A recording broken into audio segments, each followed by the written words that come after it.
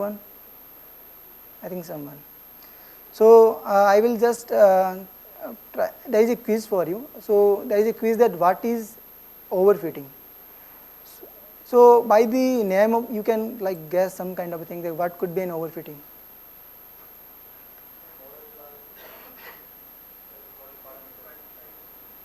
So you can just stand up and speak loudly.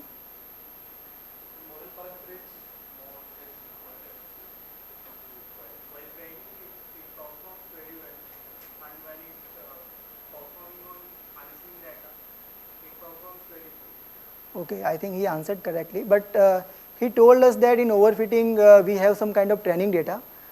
We can fit a model to predict a good quality result on that training data, but if we utilize that model to predict those data which we have not injected, like say test data, where the model haven't seen that kind of data.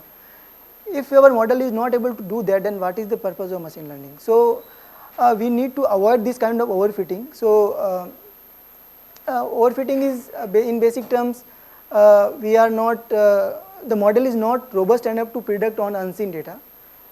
So like there are ways to avoid it. So can anyone answer that how we can avoid the overfitting? Okay, another? Okay. Okay. Any other from this side? How can you avoid the overfitting? So I have written some answers. So I have also plotted some kind of a thing. So these things. So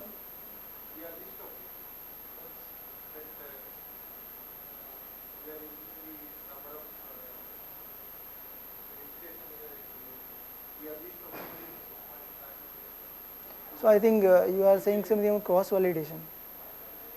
Okay. So I think you have come again. Okay, like there are various approach. I will discuss some of it. So like these, there are three scenarios. There are two different data set, two different classes, but we are trying to get a model which can separate them. So you can see first model is the underfitting model. So what is an underfitting? We are like we have created a model, but it sometimes can fail. It sometimes can tell us that the green classes green. It sometimes can tell that red data is of green classes, but they are not of green classes, but they exactly are the red classes. So it is not also our goal. We do not want our model to be underfit. And another model is the overfitting model. You can see there is a now nice complex boundary between the classes. You can see it is separating the training data very well. But if you if you use this kind of model into unseen data, then it can also fail. So this is not our goal. We just want this kind of model which is balanced, which should not be underfit, which should not be overfit. It should be balanced, so that we can get a model in which we can even predict the that test data or unseen data. That is the goal, that you have some kind of data, you try to feed into network, it will learn some patterns, and it will utilize that learning to predict those kind of variation in unseen data. So here it is written the answer. We can hold out means we can like separate the part of training data for the validation. And in terms of cross validation, there is a basic thing in cross validation, because we can let's say we have the 100 number of samples. We can give him a factor that you just cross validate by the factor of 5.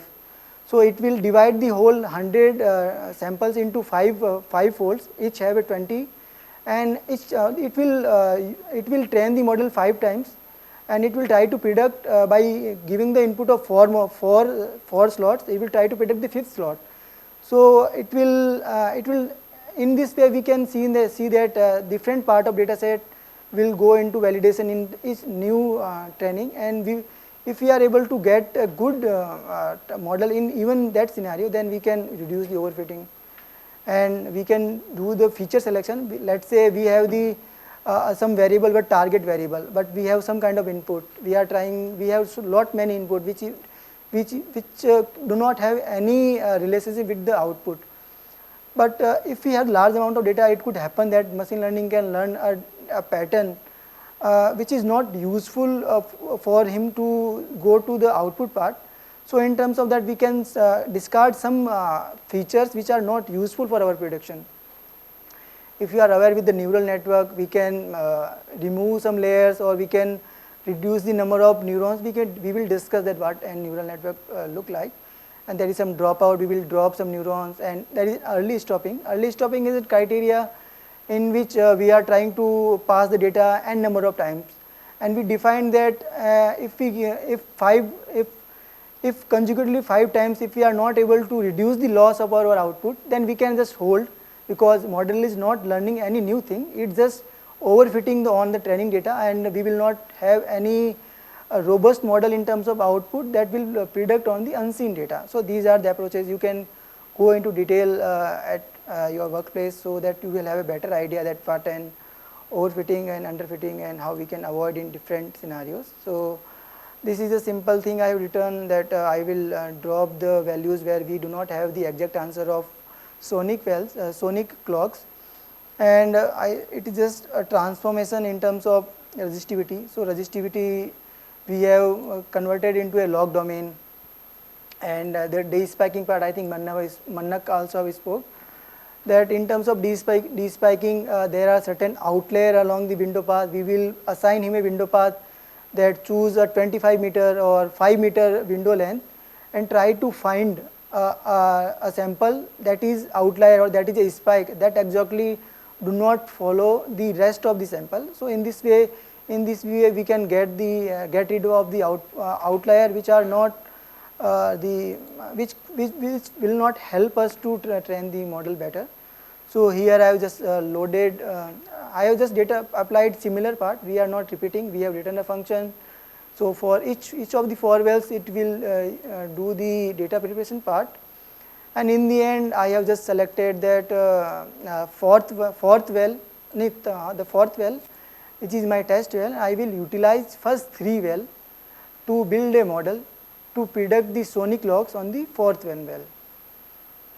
So you can also run this code, and you will be able to see that how the first well after despiking look like. So these are the wells I have, and prior to going into any modeling, we just have to look at the data, that what is the relationship between different variable, what is the relationship of gamma with the sonic, what is the relationship of resistive with the sonic, and what is the relationship of resistive with the gamma ray. So this is a simple code in Seaborn, the Seaborn library. You just need to assign a syntax of pair plot.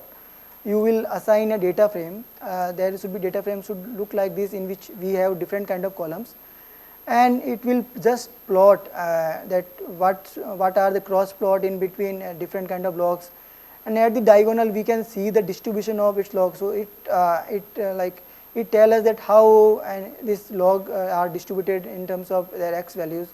You can see there are 2 different classes, some are having high density, some are having low density.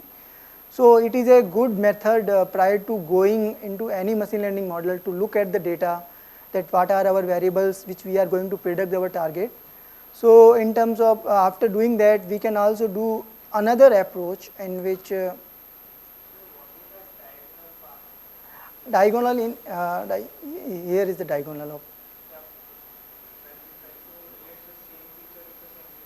So it is a distribution along the x-axis. X-axis would be values and how these samples are distributed. So you can see that last path here DTS is written, in the x-axis the values are written 100, 20 and 30. So it is telling us that the majority of DTS values are between 100 to 200. There could be some values which are above 200. So in terms of we can see the distribution, it is a simple thing to look at the data. So it will give us the cross plot in between different curve, and it will give us the data distribution of curve we have. So I think I have plotted here, and I will just do again. And the next part I will do is I will try to find a correlation, that how our different log are linearly related with the other logs. So it is also a good exercise prior to feeding into any network. If we find any log which, or any data, any column which we think it is not having any effect on the output thing, then we can just discard. As I told, There are ways to reduce the overfitting, and one of the method is to feature selection. So it just give us an idea that if two features are linearly related or not. If two even in the input variable, if two are very collinearly related, then we can discard one of them, because they will not do any new information in terms of, because if those two are very linearly related, then we can see that their variation will be also same. So in this way we can do the analysis and do some feature selection part of it. But always a feature selection is a trial and error. We just select some and we try to find their weightage, that how one feature is exactly having how much weightage they have on terms of output we are receiving. And the next part, prying into feeding into any neural network or any network in belief. Let's say we have the logs of gamma ray. Their absolute value could be different. We have the resistivity, we have applied the log, that absolute value could be different. dt could be from different, and all things could have a different absolute value. But in terms of machine learning, when we are trying to find a complex relationship, those absolute value does not matter. What matter is the variation along that path, or what variation they are having. So we are not in the normalization, we are not changing their variation, we are just synchronizing their scale, so that every data comes in a one scale. It could be 0 to 1. There are different methods that how we can do the normalization. One normalization could be that so here a formula is written. So can anyone tell that what could be the range of this, if I put an x, what could be the range of this x scaled? So any guess, anyone have? 0 to 1. So if we have the x is equal to x mean, then the x scale could be 0, and if we have the x as x mean, then we will have the x is equal to 1. So this is the simplest method that we can use to rescale all the absolute value into a similar scale into 0 to 1, and we can utilize that kind of information and to learn the complex relationship between our output variable and the input variable. So another way could be we can use our mean or standard deviation. So we can calculate their mean, and we can subtract the mean and divide by the standard deviation. So this is also another method to do the normalization. So here I have just used the min max scaler, where different logs would be scaled into 0 to 1, so that we can fit a model and try to. So there are some libraries to do that. So here I imported a library and I have created a scaler, and when I fit the transform, what I am doing here it is that the training, I am calculating the x min or x max of the training data, because we do not know anything beyond the training data. So whatever in this formula, whatever x min or x max we are using, it should come from the training data, and similar formula should be applied on the test data, even if they have a different x min and xy. So in this way we will have a synchronization between the test data and training data, and by this I have also written the function which we will take this kind of input, and I will do the scaling part of it. So here already written for the different wells, I am just plotting, I am just using this kind of function in which different different data frame will go there, and their variable name, and based upon that I think we can because the well df is the concatenated file of all the four. So based upon the well name we can differentiate that which data frame is of which wells. So here comes the part of modeling. So if you have any question up to this part, you can just ask me. So all okay till this part? So let me summarize. We have loaded, we have seen at the data, we have seen the distribution, we have seen the correlation in between, we have scaled the data. Now we are ready, because we have some input variable and some target variable in terms of sonic. So idea is to get a model which can learn a relationship between the input variable and the output variable on the training data set, and it should be able to predict on the unseen data set. Then we will have a confidence in terms of our model that our model is learning something, which and trying to predict on the data which we have not given him. So here are some written, these are the simple idea written here. So you can do, this is the simplest example I am giving here. Obviously this is not the end of machine learning. There are certain different kind of networks are there. There are some RNN, there are some CNNs, there are some neural network, there are some shallow learning models. You will need to go into detail of each of the network, that how they learn this complex relationship. All idea of modeling is to learn this complex relationship which we cannot do using the normal regression or normal linear regression. So this is the basic idea. So here it is a diagram. So has anyone seen this kind of diagram prior to this? So can you guess what it is? So anyone just want to explain me that that what these nodes are, what is the hidden layer and what is the output layer? Anyone have an idea? So let me explain.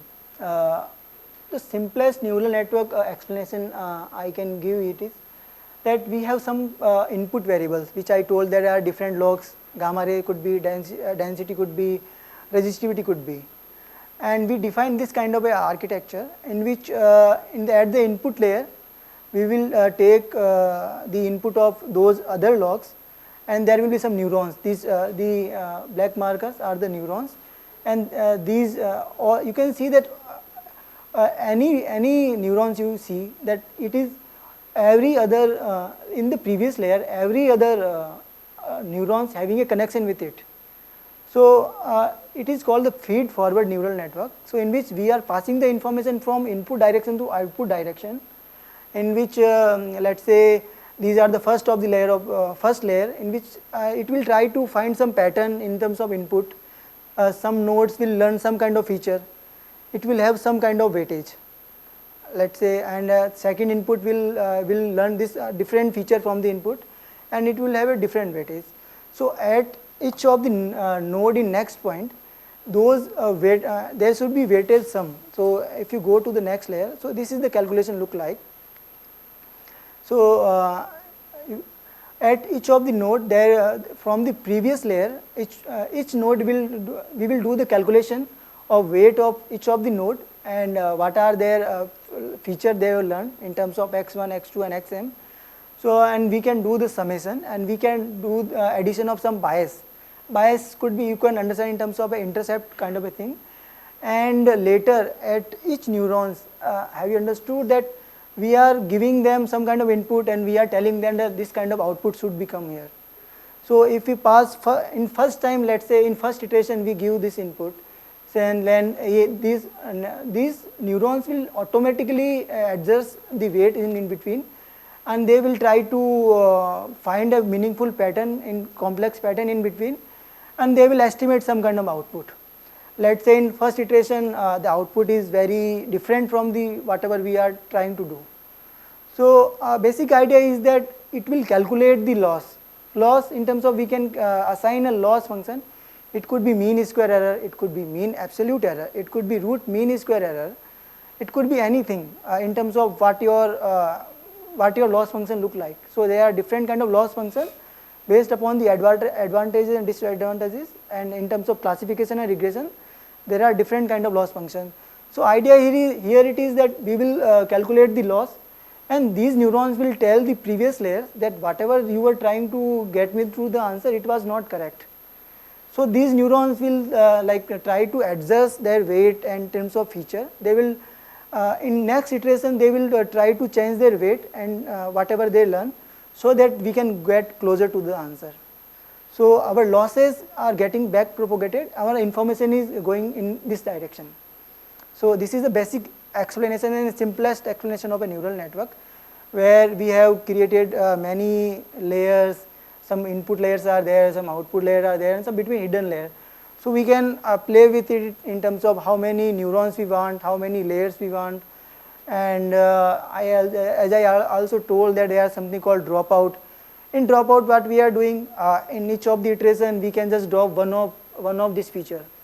So if we drop one of this feature, then it could also happen that whatever it was trying to learn, if this node, if this neuron has a very high amount of weightage and a very complex pattern, because it could also happen that this neuron is only depending upon this.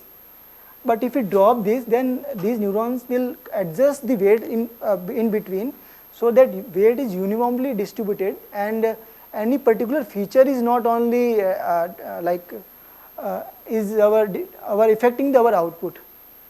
So this is a basic explanation, and as I told, we do this some kind of calculation at each node, in which in previous all the nodes from the previous input will have some kind of weightage in terms of what they learn, and we will do the summation and we will add the bias. And here comes something called the activation function. So anyone have any idea that what an activation function is? Anyone heard? Okay, so this is the right answer. As I told, we are trying to find a complex relationship, and which we were not able to do with the linear regression. So we have something called the activation function, in which we are just transforming the input calculation we do by passing to this function. So it will look like something look like this. So there are some formulas here. So these I have given the 4 references in terms of activation function. First is the ReLU, and second is the tan H and sigmoid. Here you can see the formula. Based upon the formula, anyone can guess that what could be the what it is doing in terms of ReLU. So here it is written that the maximum of 0 or x. So what it is doing is that in terms of the calculation we are doing, any output having a value less than 0, we will replace it with the 0. So you can see the formula, maximum of 0 or x. So if any value is having less than 0, then we will introduce you the non-linearity, and we'll replace that value with the 0. So this is the simplest way to do the non-linear part of it, and there are other functions in terms of what is the tan H and sigmoid and leaky ReLU. So leaky ReLU is from the name you can see there is a modification in the ReLU, in which we are not replacing the negative value with the 0, but we are just we have written here a formula that based upon certain factor we can multiply, and it will have something lesser slope than the positive values, and something called the tan H. In tan H there is some complex formula here written here.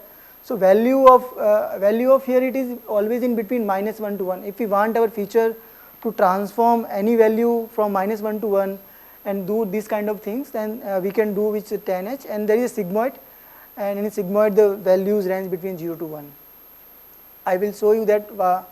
So here comes an question that what is an optimizer. So anyone have any idea?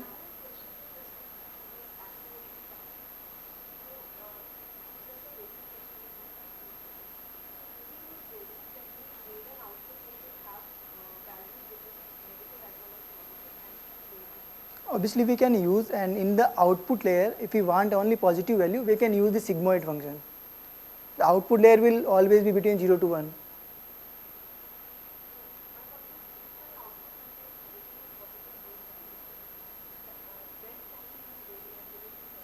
I think we can use, ReLU is the most commonly used. This is the basic. First we try with the ReLU. If we are not able to do this, then obviously whatever you are saying that our output is having a value between negative or positive, then we can use the ReLU or not.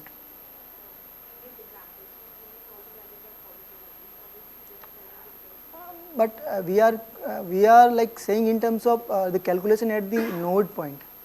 We are not going into the absolute value of prediction at the weightage, in terms of the next time how this weight will be different from the previous iteration. So based upon that we are doing introducing this kind of activation function. So ReLU is the most commonly used, and the tan H and sigmoid is also there, but they have their disadvantage and advantage in terms of what our application are. So we start with the ReLU. If we are not able to get there, then we use other. So here comes the question, what is an optimizer? Anyone have any idea? So what is an objective function? Okay, I think she got the answer that in optimizer from the name we can guess that what we are doing. We are just in the neural network, we are trying that our output should be closer to the truth values, because we are giving some training data. We will calculate some kind of estimation. If our output y is not exactly that we are trying to feed, then it will calculate the loss, and it will, and each iteration it will try to minimize this loss function. So here comes look like this. So in first iteration our loss value could be very high. In next iteration our loss value could be lower, and in terms of step you can see that if we are converging at the minima, and each of the iterations we are calculating a very less amount of gradient descent. So it is called gradient descent. We are like descending from the high loss to the low loss, and we are it is like in Adam optimizer we can we can reduce our, like when we go to the minima we can reduce the learning rate, because if we come here and if you calculate the loss, and then we can go here, but that is not our objective. We have to go to the minima whatever we have. So there are many types of optimizer, you can go at home and read. So basic idea is we have to go to the minima of our loss. So our model parameters should be optimized, our weight should be optimized, so that we are able to get a good model and we can predict even at the test data set. So I think I have, so this is the thing. So this is the neural network I have written. So here comes the sequential part. Sequential is, as I told, we have a feed forward neural network. One layer will provide the input to other layer, and it will there should be input layer, there is some hidden layer, and there is a output layer, and output layer have a two outputs, because we are trying to predict both things, dt and dts simultaneously. And here I have applied the sigmoid function. Can anyone guess why I have applied here? Finding the, but here we are doing the regression. As I told that we have also done the normalization on the y part, and we have scaled all the logs in between 0 to 1. We want our y values to always be between 0 to 1. So as I told, sigma function do the input and try to extract any value between 0 to 1. So then whatever output we are getting, we can do the unscaling part of it, and we can get the absolute value from the whatever scaling we have used earlier. So here it is, I am saying that when we are doing the training, save my model at this path. So my model is saving in this path, and here comes the optimizer. As I told, the optimizer function is to minimize the loss and get at the minimum loss function. So our model parameter should be optimized, our weight should be optimized to get the minimum loss, and it should be able to predict even at the data which we have not seen. And we have also, for the prior to training, we have some given that save this model. And when the monitor, so monitor function, we are trying to say that when you are iterating, going to first iteration to next iteration, when you save the model, you just monitor that whether we are able to reduce the validation loss or not. And the mode here it is in minimum, because we want our validation loss to be minimum. And you can go into detail in function that it is trying to try to save the model which are giving the lowest validation loss. And here comes the overfitting. How we avoid the overfitting? It is the early stopping, because here we are giving that if you monitor that our validation loss is not reducing continuously for 10 epoch, and minimum delta is that we are giving him threshold that if you are not able to improve the validation loss for 10 consecutive model, then you can just stop, and do the training part should be stopped here, and we will do we will go into prediction.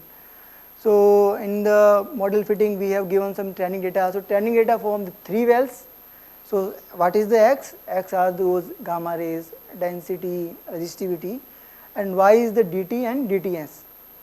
And here comes the batch size. Batch size is that in in calculation of loss function how many number of samples we are giving at a point of time, and epochs we have given 50, but also we have given him the criteria that how you can just how you can just avoid and stop whenever you require. So this is the basic part.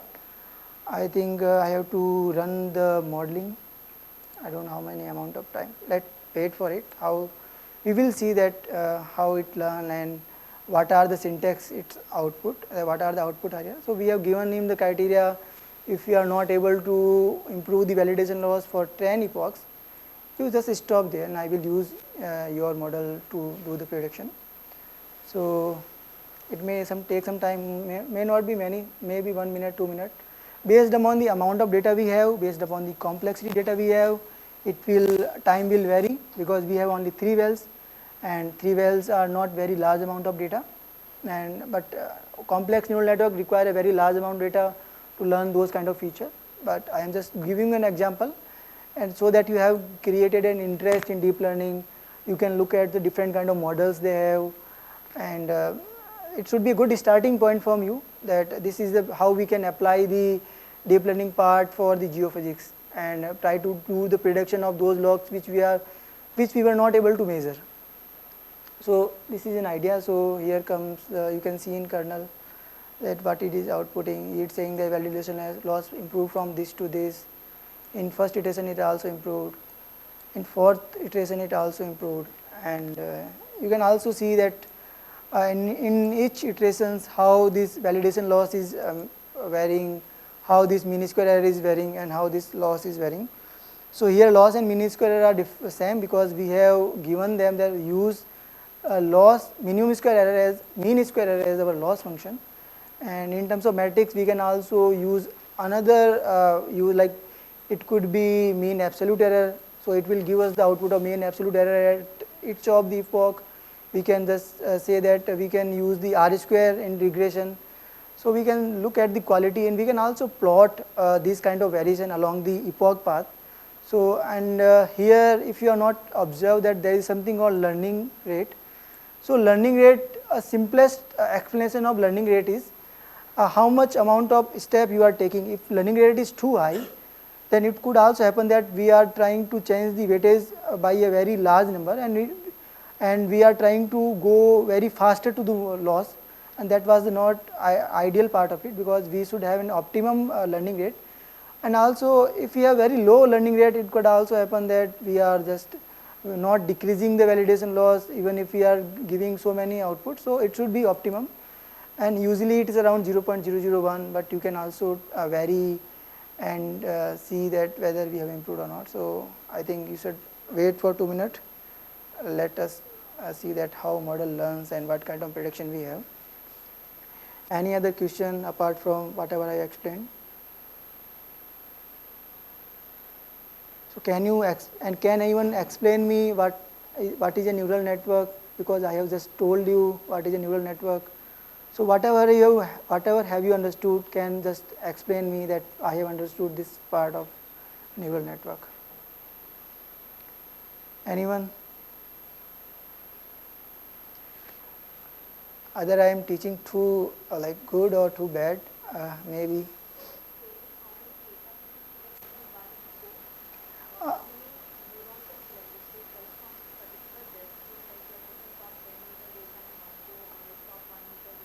So here we are not constrained by the depth, but we are giving them, we can reshuffle this data. It does not depend upon the depth.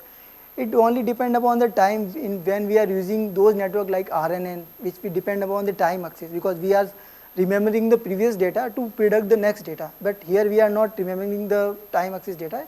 Here this resample data, we have deleted some samples, because we are just trying to fit a basic model. In terms of complexity, you can use LSTM also, you can use the RNN part, and those they are not very complex, but for the introduction I have just given you simple example that how can you build a model and try to do prediction.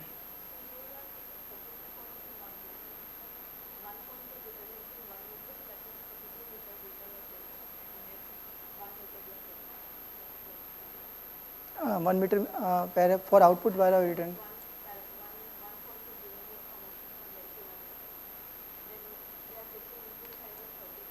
No, in terms of calculation, we are calculating the mean square error. So in each iteration, it will select the 5 sample. Not it will use all the sample, but at a time, how many samples I am giving to calculate. So let's say we have the many number of samples, but for when I calculating, we will not give the whole data at a point of time. We will give the 5. In next part, I will give the 5. So based upon the mean of that, I can calculate the loss and I can do these kind of things. You can't think in terms of depth directly here because the data is sampled out randomly. So the batch size here is not a continuous chunk from the data. So it's rather just 5 points at each sample, right? Because you're taking 5 properties and 32 of those mixed together. That has nothing to do with the vector on which we are training, but rather the batch size governs how many data points to use to calculate the gradient at each step. So it is just saying take 5 points and 32 of these points randomly from the data and calculate the gradient over that. So it's not like 1 meter, 2 meter, 3 meter. It's just like 32 points. So as our model is learning, I can just show you the result. I did the training prior, and I can just show you what kind of result look like, and you can see when you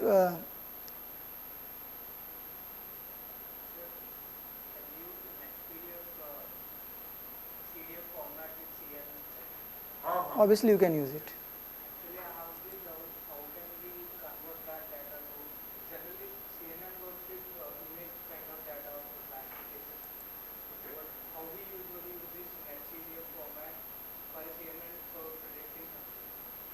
There are 2 ways to do this.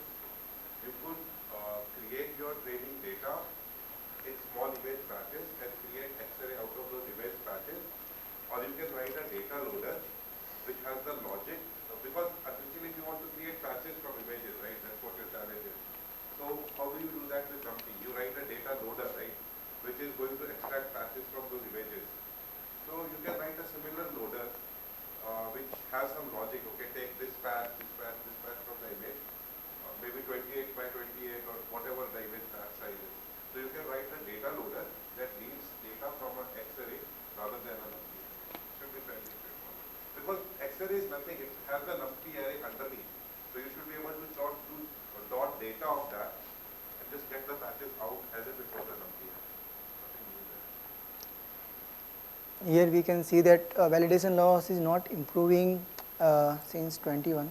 So I hope it's early stop, because over the next 10 epoch it was not able to learn any new thing in terms of validation loss. So we just stopped the learning.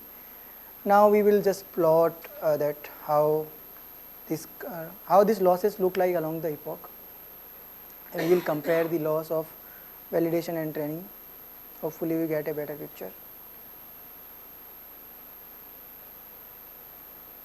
So just plotting. So in history we can save anything we given in terms of matrix. We can save the absolute error, we can save the R square error, we can save the root mean square error. So whatever requirement we have, we can just use the Keras library. So Keras is the simplest library because it is built upon TensorFlow and other we can change the backend also, but for the beginner this is the basic library you can work with. And here I have written the code that you can see that like up to something like here 20 something, the minimum loss is something like here. So it is not learning any new thing, and loss is increasing after. So we will not utilize this kind of logs, this kind of model to do the prediction where we have converged at the minima. Then we can choose this kind of model to do the prediction on the test well, which we have kept out for our prediction. So we will see that how much, like what kind of result we are getting. Obviously it would be a good exercise for you to look at the alternative model. It could be shallow learning model in terms of gradient boosting, it could be means neighbor or other many algorithms are there. You can see in terms of cross plot that how much amount of R square number we are getting. So R square is a measurement of regression, that how closer we are to the output we have. So if it is saying that our R square factor is around 0.974, then we can see that we were able to predict the sonic part of DTC at this rate, like this is the accuracy matrix, and this is another accuracy. We can see that DTS is not at par with this, but in terms of 0.85, it is also a good number to begin with. And obviously, I have told you can just try to improve this model so that you can get even better number than this. You can use any complex, you can use any alternative model, or you can just do the better parameterization in terms of you can just play with the number of neurons we have, play with the non-linearity we are giving, or you can just change the optimizer also, and you can change the loss function also. So it is for good.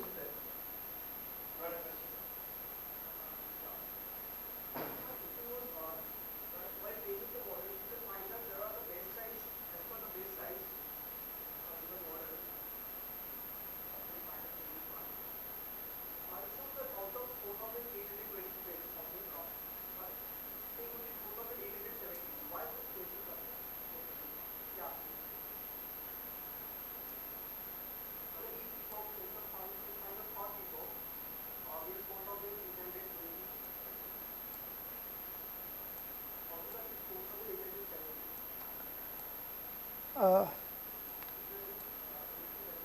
I think we have to go into detail in batch library. I am not at a moment prepared to answer that, but obviously you can look into detail of what batch size do. You can just click here in model fit and just say that what batch size exactly doing and how you can go on the view source.